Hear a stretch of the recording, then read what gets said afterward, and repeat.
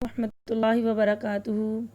عزیز طالبات، آج ہم سبق نمبر 2 کا آغاز کرتے ہیں۔ ہم کتاب الرسوم والبدعات پڑھ رہے ہیں۔ اس میں ہم نے مختلف رسومات اور بدعات کے بارے میں پڑھنا ہے۔ پیدائش اور ختنہ وغیرہ سے متعلق بدعات۔ چھٹی کی تقریب۔ مستحب یہ ہے کہ بچے کی پیدائش کے 7ویں دن نام رکھا جائے، لیکن پیدائش کے فوراً بعد نام رکھنا بھی درست ہے اور نبی کریم صلی اللہ علیہ وسلم سے ثابت بھی ہے۔ یعنی اگر آپ چاہیں تو فوراً نام رکھ لیں بچے کی پیدائش کے بعد، اور اگر 7ویں دن نام رکھیں تو دونوں طرح آپ صلی اللہ علیہ وسلم سے ثابت ہے۔ نام رکھنے کے لیے چھٹی کے نام سے تقریب منعقد کرنا اور اس میں کسی بزرگ کا بچے کو چھٹے دن دودھ پلانا وغیرہ بے اصل رسم ہے۔ اس کا اسلام میں اور آپ صلی اللہ علیہ وسلم سے کوئی ثبوت نہیں۔ ختنہ کی دعوت۔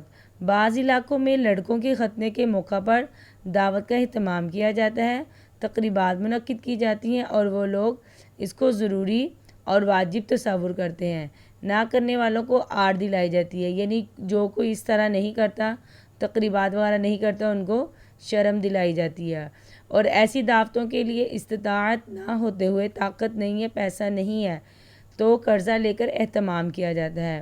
بعض اوقات استطاعت نہ ہونے کی وجہ سے لڑکے کا ختنہ مؤخر کر دیا جاتا ہے، دیر سے کر دیا جاتا ہے، ٹال دیا جاتا ہے، یہاں تک کہ وہ بالغ ہو جاتا ہے۔ یہ سب کام ناجائز ہیں، شریعت میں اس کی اجازت نہیں ہے۔ سالگرہ منانا۔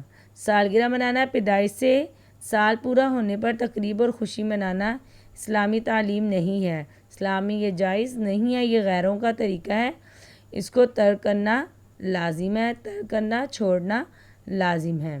نماز سے متعلق بدعات۔ نوافل کے بعد اجتماعی دعا۔ سنتوں اور نوافل کے بعد اجتماعی دعا مانگنا خلاف سنت ہے، یعنی سنت کے خلاف ہے، آپ صلی اللہ علیہ وسلم سے ثابت نہیں ہے۔ رسول اللہ صلی اللہ علیہ وسلم، صحابہ کرام رضی اللہ تعالی عنہم اور تابعین اور تبع تابعین رحمہم اللہ سے اس طرح اجتماعی دعا مانگنا ثابت نہیں ہے۔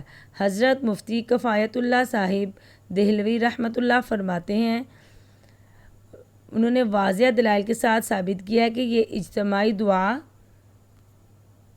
بدعت ہے اور اس پر وقت کے تمام جید اکابر علماء کرام کی تصدیقات بھی موجود ہیں۔ جید اکابر علماء یعنی معتبر، قابل اعتبار بڑے بڑے جو علماء ہیں، ان سب کی تصدیق موجود ہے۔ علاوہ ازیں اس کے علاوہ اجتماعی دعا کے اہتمام میں مندرجہ ذیل قباحتیں ہیں۔ نمبر 1، نوافل کے بعد اجتماعی دعا میں شرکت کے لیے امام اور مقتدی مسجد ہی میں نوافل ادا کرتے ہیں، جبکہ فرائض کے بعد سنن اور نوافل گھر جا کر پڑھنا افضل ہے۔ اجتماعی دعا کی وجہ سے ان کو وہاں رکنا پڑتا ہے، اس لیے وہ کیا کرتے ہیں، نوافل بھی وہاں ادا کرتے ہیں، حالانکہ نوافل گھر جا کر پڑھنا افضل ہے۔ نمبر 2، نوافل کی رکعات اور ان میں تلاوت کی مقدار میں لوگ اپنی اپنی ہمت اور فرصت کے لحاظ سے مختلف ہوتے ہیں، یعنی کوئی زیادہ پڑھتا ہے، کوئی تھوڑا پڑھتا ہے، لیکن جب اجتماعی دعا کا التزام کیا جاتا ہے تو سب کو ایک ہی لاٹھی سے ہانکنا پڑتا ہے۔ چنانچہ اگر کوئی شخص پہلے فارغ ہو جاتا ہے تو اس کو اجتماعی دعا کے انتظار میں بیٹھا رہنا پڑتا ہے، اور اگر امام یا کوئی مقتدی زیادہ نوافل پڑھنا چاہتا ہے تو وہ اجتماعی دعا سے فارغ ہونے کے بعد پڑھتا ہے۔ اس لیے نوافل کے بعد کی دعا امام کے ساتھ مل کر کرنا، خصوصاً اس کی پابندی بالاتفاق بدعت ہے، یعنی اس طرح انتظار کرنا اور مخصوص کر لینا، یہ کیا ہے، بدعت ہے۔ نماز عید اور فرض نمازوں کے بعد مصافحہ کرنا، ہاتھ ملانا۔ شریعت میں مصافحہ اور معانقہ، مصافحہ کہتے ہیں ہاتھ ملانا اور معانقہ کہتے ہیں گلے ملنا، صرف ملاقات کے وقت مسنون ہے، یعنی جب کسی سے ملیں اس وقت مسنون ہے، جیسے کوئی باہر سے آئے یا کسی سے دیر بعد ملاقات ہو رہی ہو۔ نمازوں کے بعد مصافحہ کرنا آپ صلی اللہ علیہ وسلم، صحابہ کرام رضی اللہ، تبع تابعین، تابعین اور ائمہ دین رحمہم اللہ سے ثابت نہیں ہے۔ یہ عمل روافض شیعہ کی ایجاد ہے اور بدعت ہے۔ فقہا کرام رحمہم اللہ نے انتہائی وضاحت سے تحریر فرمایا کہ کہ فرمایا ہے کہ اس بدعت کا ارتکاب کرنے والے کو سختی سے روکنے کی کوشش کی جائے، یعنی جو بھی اس بدعت کو کرنے کی کوشش کر رہا ہے اس کو روکا جائے۔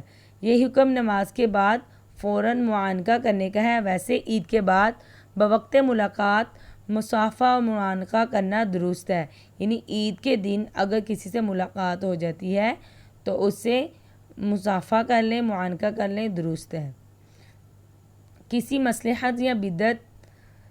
مصلحت سے بدعت کا یا کسی اور گناہ کا ارتکاب کرنا جائز نہیں، البتہ دوسروں کو منع کرنا اس وقت ضروری ہے جبکہ ماننے کی امید ہو، ورنہ روکنا ضروری نہیں۔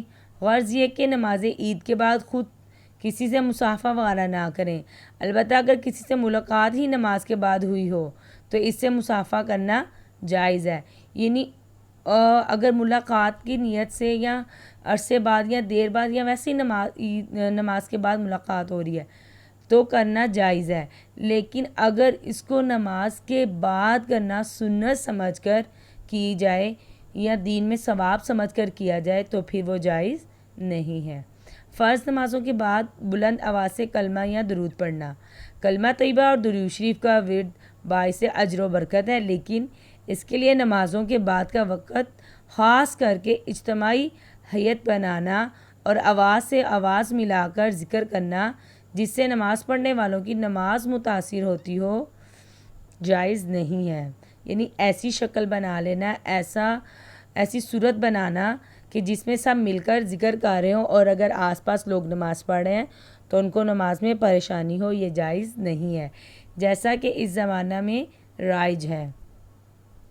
یہ جائز نہیں۔ حضرت ابن مسعود رضی اللہ عنہ نے ایسے لوگوں کو بدعت کا مرتکب قرار دے کر مسجد سے نکال دیا تھا، لہٰذا اس بدعت کو چھوڑنا واجب ہے۔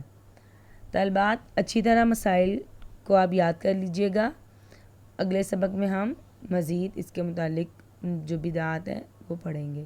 السلام علیکم۔